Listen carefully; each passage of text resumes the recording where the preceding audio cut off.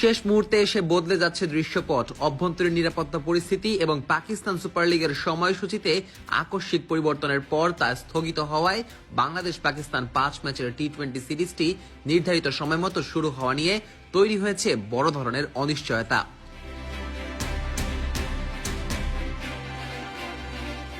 পাকিস্তানের প্রভাবশালী ক্রীড়া সংবাদ মাধ্যমগুলো বলছে, দেশটির সাম্প্রতিক রাজনৈতিক অস্থিরতা ও পিএসএল এর অনিশ্চিত ভবিষ্যতের কারণে সিরিজটি যথাসময়ে মাঠে গড়ানোর সম্ভাবনা এখন অনেকটাই ক্ষীণ।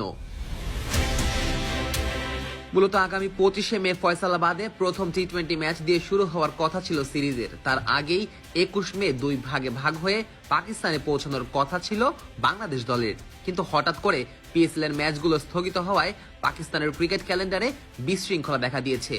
মাঠ প্রস্তুতি, নিরাপত্তা এবং পরিবহন সবখানেই দেখা দিয়েছে নানান জটিলতা।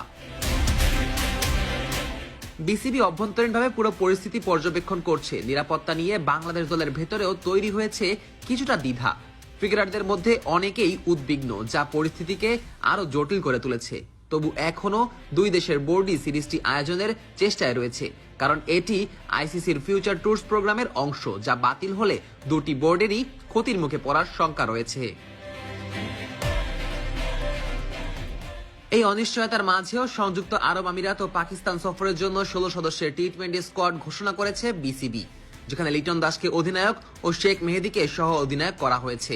তরুণদের আধিক্য থাকা এই দলেই ভবিষ্যতের সম্ভাবনা খুঁজছে বাংলাদেশ।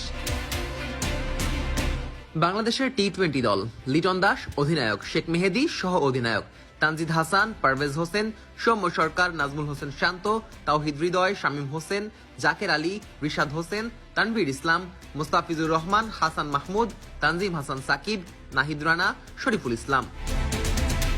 বর্তমান পরিস্থিতি বিবেচনায়